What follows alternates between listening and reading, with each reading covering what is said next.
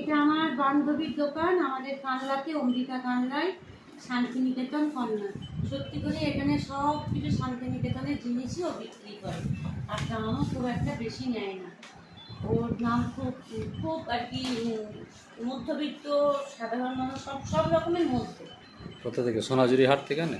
না, সোনাঝুরি হাট না, প্রিয় শান্তিনিকেতনে বড় বড় যেসব দোকানগুলো আছে আর কি, যেগুলোকে কী বলে ওই রিটেল, সেই সব থেকে নিয়ে আসে, হোলসেলের ঘর থেকে। এটা কার? এইটা কার জানি না, এগুলো নিয়েছি, এগুলো আমি কিনেছি ওর কাছ থেকে আমার ননদের জন্য। এটা আমার যে কোনো একটা ননদ পরবে। শাড়ি? হ্যাঁ শাড়ি। এটা আমার বড় ননদ পরবে।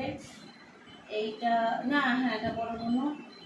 এইটা এইটা হচ্ছে এই মেজো ননদ কি ছোটো ননদ, যে কেউ একটা, 3 ননদের 3টে। আর কি শাড়ি এগুলো? এগুলো এগুলো বলছে কি তসরের উপর, এই যে পুরোটাই সুতোর কাজ করা, পুরোটা বুটিক বলে নাকি? না, হ্যাঁ হ্যাঁ, বেশি দাম নেয়নি। কত করে নিচে জানো, ভুলে গেছি।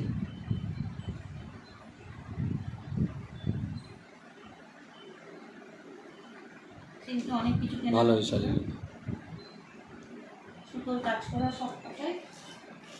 কাঁথা স্টিচ নাকি? হ্যাঁ কাঁথা স্টিচ, হ্যাঁ সরি কাঁথা স্টিচ। এইটা আমার বৌদির জন্যে, আমার বড় মেয়ে চয়েস করেছে, এটা আমার বৌদির জন্য। আর আমার মা চয়েস করেছিল সবুজটা, তা আমার বড় মেয়ে চয়েস করেছে না, মানে এইটা। কাজ করতে পারছি না কেন। আর এটা আমার ছোটো মেয়ের জন্য আমার মা দিয়েছে ওর দোকান থেকে সব কিছু। বাহ, ভালো হয়েছে। এগুলো সব মোড়াতে হবে। আর একটা দেখাই, আমরা যার দোকান থেকে কিনি বেশিরভাগ সময়ই আর কি কিছু বলি দাবি থাকে, অসুবিধা এটা দিতে হবে, এই দামে দিতে হবে। ওই সব অসুবিধা সব শাড়ি চলে গেছে, মায়ের মা করেছে। কোথায় এটা? আমিও মেয়েকে পাঠিয়ে দিয়েছি, সেগুলো কোথায় দোকান? এটা অসুবিধা কানলা চক বাজার। এটা আমার বৌদির জন্য মা নিয়েছে, তা আমার কাছে আছে বলে দেখাতে পারবো। কি নাম দোকানটা?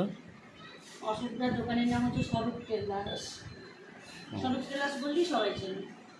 অসুবিধা টেলারিংয়েরও কাজ করে, আবার মেয়েদের সমস্ত মেয়েদের যাবতীয় জিনিস পাওয়া যায়। আর এটা আমাদের আবদার হয় যে অসুবিধা তোমাকে এই দামে দিতেই হবে, আমরা যেটা বলি সেটাতেই দিয়ে দেয়। এই হচ্ছে শাড়ি, অসুবিধা সব সব শাড়ি চলে গেছে। আর সাইকেল অফ করি।